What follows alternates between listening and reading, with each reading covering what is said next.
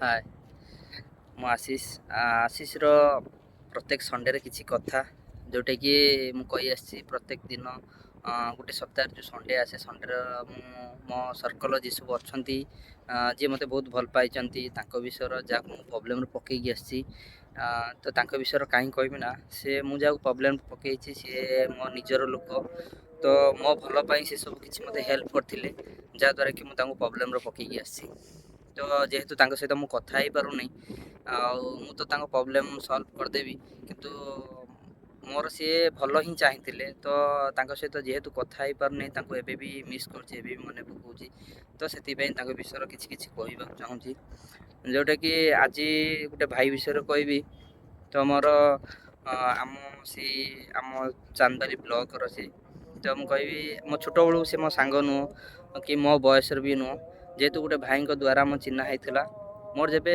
20-22 ବର୍ଷ ଥିଲା 20 ବର୍ଷ ଯାଏ ଥିବ ସେ ସମୟର ତାଙ୍କୁ ମୋର ଗୋଟେ କ୍ରସ୍ ଥାଏ ଯେମିତି ହିରୋ ହିରୋଇନ୍ ସମସ୍ତଙ୍କୁ ପସନ୍ଦ ଥାଆନ୍ତି ସେଇଭଳିଆ ମୋର ସେ କ୍ରସ୍ ଥିଲେ ଆଉ ତ ସେଇଭଳି ତାଙ୍କୁ ମୁଁ ସବୁବେଳେ ଚାହେଁ କେମିତି କଥା ହେମି ତାଙ୍କ ଷ୍ଟାଇଲ୍ ହଉ ଯାହା ବି ହଉ ମୋତେ ଭଲ ଲାଗେ ଆଉ କେମିତି କଥା ହେବି କ'ଣ କରିମି ଏମିତି ସମୟ ଆସିଲା ଦିନ ବୟସ ମୋର ବଢ଼ି ଚାଲିଲା ମୁଁ ବିଜନେସ୍ କରିନି ତାର ଭିତରେ ଗୋଟେ ଭାଇଙ୍କର ସାଙ୍ଗ ସିଏ ତାଙ୍କ ଦ୍ୱାରା ମୁଁ ଚିହ୍ନା ହେଇଥିଲା ଯେଉଁଟାକି ବି କହନ୍ତି କମ୍ ଦିନର ସମ୍ପର୍କ ରହେ ନା ମୁଁ କହିବି ମୋର ତାଙ୍କର 2.5 ବର୍ଷର ସମ୍ପର୍କ ଯେଉଁଟାକି ମୋ ଖରାପ ସମୟ ପୂର୍ବରୁ ମୁଁ ତାଙ୍କ ସହିତ 7 ମାସ ଭଳି ମିଶିଥିଲି ସେତେବେଳେ ବହୁତ ଭଲ ମନ୍ଦ ପଚାରନ୍ତି ବହୁତ ବୁଝନ୍ତି ଆଉ ଯେହେତୁ ମୋର ଛୋଟବେଳରୁ ଗୋଟେ ବୟସ 20 ବର୍ଷରୁ ମୋର ଥିଲା ତାଙ୍କ ସହିତ ମିଶିବା ଆଉ ତ ମୁଁ ସେ ସମୟରେ ବହୁତ ମିଶୁଥିଲି ସବୁବେଳେ ଫୋନ୍ ଥିଲା ଆଉ ବହୁତ ବୁଲାବୁଲି ବି ହେଇଛି ତ ମୁଁ ତାଙ୍କୁ ପରେ ମୁଁ କହିନି ଯେ ଭାଇ ମୁଁ ତୋତେ ଆଗରୁ କ୍ରସ୍ ମତଲବ ମୋତେ ତୁ ଭଲ ଲାଗୁ ତ ମୁଁ ତାଙ୍କୁ କହିଛି ବି ସେଇଭଳି କହିବି ଯେତେବେଳେ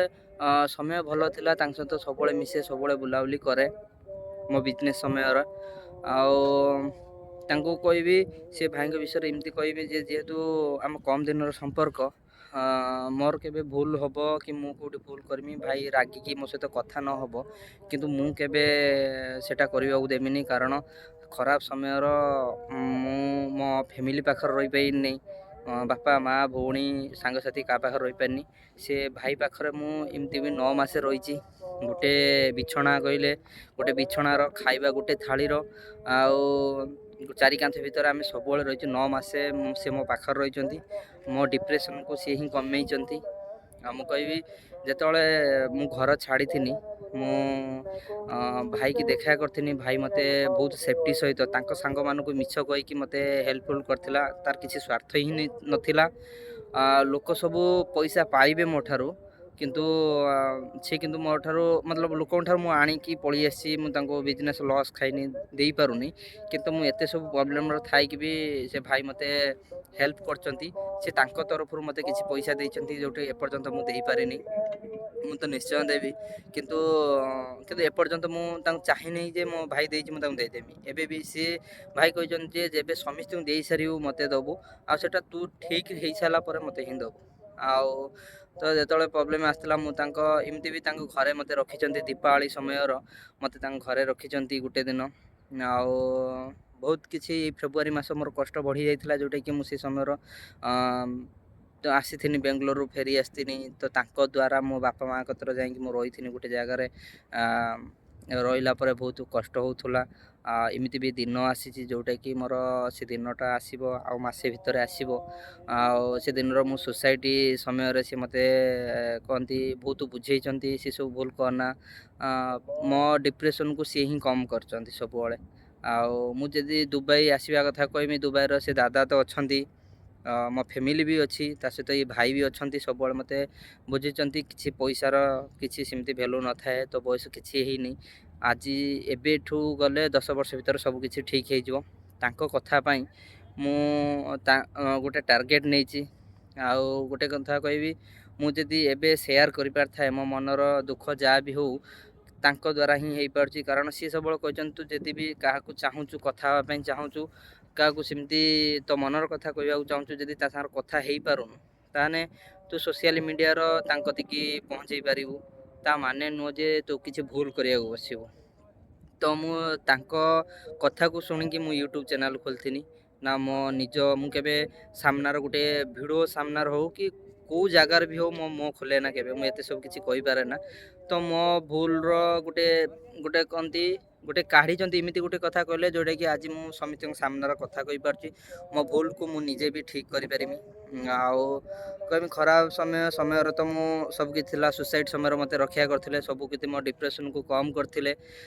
ଆଉ ତାପରେ ମୁଁ ମୋ ବାପା ମାଆଙ୍କ ପାଖରେ ରହିଥିଲି 2 ମାସ ସମଥିଙ୍ଗ ରହିଥିଲି। ଫେବୃଆରୀ 7 ତାରିଖରୁ ଏପ୍ରିଲ ଡେଟ୍ ତ ମନେ ନାହିଁ, ସେ ପର୍ଯ୍ୟନ୍ତ ମୁଁ ରହିଥିଲି। ସେ ସମୟର ଭାଇ କିଛି ବିଜନେସ୍ ମତଲବ କିଛି କାମ ଧରିଥିଲେ, ଯେଉଁଟାକି ହାଇଦ୍ରାବାଦରେ ସେ କାମ ଥିଲା।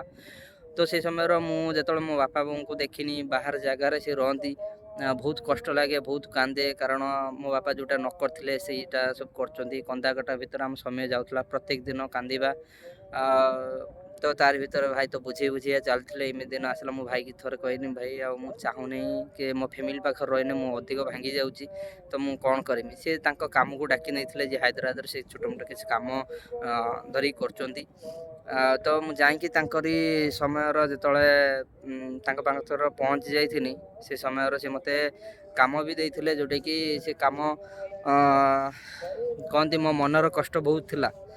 ଆଉ ତ ତାଙ୍କ ପାଖରେ ଯେତେବେଳେ ପହଞ୍ଚିନି ମୋ ବଡ଼ିର ବି କଷ୍ଟ କରିଦେନି। କାରଣ ମନ କଷ୍ଟ ଆଉ ମୋ ଦେହର କଷ୍ଟ ମତଲବ ବଡ଼ିର କଷ୍ଟ, ଯେହେତୁ ମୁଁ ଛୋଟବେଳୁ କାମ କରେ ନା, ଆଉ ମୁଁ ଯେତେବେଳେ ସେ କାମ କରିନି ବହୁତ ପେନଫୁଲ୍ ହେଉଥାଏ। ଫିର୍ ବି ମୋ ମନର କଷ୍ଟକୁ ସମାନ କରିକି ରଖେ। ସବୁଦିନ ସବୁ ରାତି ମୁଁ କାନ୍ଦେ, ଫିର୍ ବି କାମ ସରିଲା ପରେ ଥକାର ଶୋଇଯାଏ। ଆଉ ମୁଁ କହିବି ପ୍ରତ୍ୟେକ ଦିନ ଖାଇବାକୁ ନେଇକି କେଉଁଠି ଗନି କେଉଁଠି ଆସିନି, ମୋର ତ ସେତେବେଳେ ସେ ମୋତେ ପଇସା ଦିଅନ୍ତି 500-600 ଏମିତି ବି ଦିଅନ୍ତି, କିନ୍ତୁ କେବେ ମୋ ପଇସାଟା ମୁଁ ବଜାର ହାଟ ଗଲେ ସବୁ ସିଏ ହିଁ ଖର୍ଚ୍ଚ କରନ୍ତି। ଆଉ ମୁଁ ଗୋଟେ କଥା କହିବି, ସେଇ ସମୟଟା ଏମିତି ଥିଲା ମୋ ପାଖର ପ୍ୟାଣ୍ଟ ସାର୍ଟ ବି ଗୋଟେ ଜିନିଷ ନଥାଏ। ମୋ ସାଙ୍ଗକୁ ବି ମୁଁ ସେୟାର କରିଛି, କେଉଁ ସାଙ୍ଗକୁ ସେୟାର କରିଛି ସେ ଯଦି ଦେଖିବ ଜାଣିପାରିବ। ଆଉ ମୁଁ ସେ ସମୟଟା ଥିଲା ମୋର ଯେଉଁଟାକି ମୁଁ ଭାଇର ଡ୍ରେସ୍ ପିନ୍ଧିକି ମୁଁ ଚଳୁଥିଲି। ମୋତେ ବହୁତ ଭଲ ପାଇବା ଦେଇଛନ୍ତି, ଯେଉଁଟାକି 9 ମାସେ ମୁଁ ତାଙ୍କ ପାଖରେ ରହିଛି। ମୋତେ ଡାକିକି ଏପ୍ରିଲ ମାସ ଗଲା ପରଠାରୁ 9 ମାସ ତାଙ୍କ ପାଖରେ ରହିଛି, ଯେଉଁଟାକି ଦୁବାଇ ଆସିବା ପର୍ଯ୍ୟନ୍ତ ବି। ଆଉ ସେ ସମୟର ତାଙ୍କ ଡ୍ରେସ୍ ପିନ୍ଧିବା, ଆଉ ତାଙ୍କ ଭଲ ପାଇବା, ତାଙ୍କ ସ୍ନେହ ମୋତେ ବହୁତ କିଛି ମୋତେ ହେଲ୍ପଫୁଲ୍। ଆଜି ଯଦି ମୁଁ କିଛି ଭୁଲ ବାଟକୁ ଭୁଲ ରାସ୍ତାକୁ ନ ଯିବାର ମତଲବ ଏ ଜାଗାର ରହିବାର ଏତିକି ବାଟ ଆସିବାର ତାଙ୍କର ବି ପଛର ହାତ ଅଛି। କାରଣ ମୋ ଡିପ୍ରେସନକୁ ସିଏ ହିଁ କଣ୍ଟ୍ରୋଲ କରିଛନ୍ତି, ମୁଁ ନିଜେ କଣ୍ଟ୍ରୋଲ ହେଇପାରିନଥାନ୍ତି। ତ ସେ ସବୁବେଳେ ବୁଝେଇଛନ୍ତି, ସବୁ ରାତି ବୁଝେଇଛନ୍ତି। ଆଉ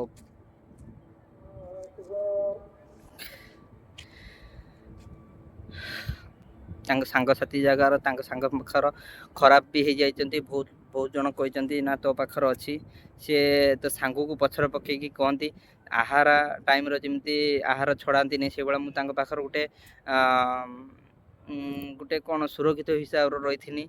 ଆଉ ସବୁ ପ୍ରୋବ୍ଲେମର ମୁଁ ତାଙ୍କୁ ଜଣାଏ, ଆଉ ସବୁ ମୁହୂର୍ତ୍ତରେ ବି ସବୁ କଥା ଜଣାଏ। ଏମିତିକି ଭାଇଙ୍କ ମନ କଥା ବି ମୋତେ ସେ ସେୟାର କରିଛନ୍ତି। ମୁଁ କହିବି ଏତିକି, ଭାଇ ଲଭ୍ ୟୁ ଭାଇ। ମୁଁ ବାସ୍ ଭିଡ଼ିଓ ମାଧ୍ୟମରେ ତ ଏତିକି କହିବି, ସମୟ ତ ସମସ୍ତଙ୍କର ଠିକ୍ ନଥାଏ। ଆଉ କେବେ ବି କାହାର ସମୟ ଖରାପ ଥାଏ, କାହା ସମୟ ଭଲ ବି ଥାଏ। ବାସ୍ ଏତିକି କହିବି, କେବେ ବି ଜରୁରତ ପଡ଼ିବ ମୋର କେଉଁ କାମରେ ବି ମୋତେ ନିଶ୍ଚୟ ଜଣାଇବୁ। ମୋ ଦ୍ୱାରା ଯେତିକି ହେବ ମୁଁ ତ ପାଖରେ ସବୁବେଳେ ଅଛି। ଆଉ କହିବି ଯେତେବେଳେ ଖରାପ ସମୟ ଆସିଥିଲା, ଡ୍ରେସ୍, ପ୍ୟାଣ୍ଟ, ଜୁତା, ଖାଇବା କତରୁ ନେଇକି ସବୁ ତୁ ଦେଇଛୁ। ଆଉ ମୋ କାମ ସମୟର କାମ ନ କରେଇକି ତୁ ମୋତେ ଦାୟିତ୍ୱ ଦେଇଛୁ। ଆଉ ବାସ୍ ସେମିତି କିଛି ଆଉ ନାହିଁ। ମୋ ପାଇଁ ତ ଗୋଟେ ଗୋଲ୍ଡ। ଆଉ ମୋ ଲାଇଫ୍ ଯଦି ମୁଁ ଷ୍ଟ୍ରଙ୍ଗ ହେଇଛି ଯେ ମୁଁ ଆସିକି ମାନେ ଖରାପ ସମୟକୁ ମୁଁ ବାହାରିକି ଆସିଛି। ଫ୍ୟାମିଲିଙ୍କର ବି ହାତ ଅଛି, ଫ୍ୟାମିଲି ବି ମୋତେ ବୁଝେଇଛନ୍ତି, ଅଧିକା କରି ତୁ ବୁଝେଇଛୁ। ଆଉ ସେ ସମୟଟା ତୋତେ ହିଁ ଜଣାଥିବ।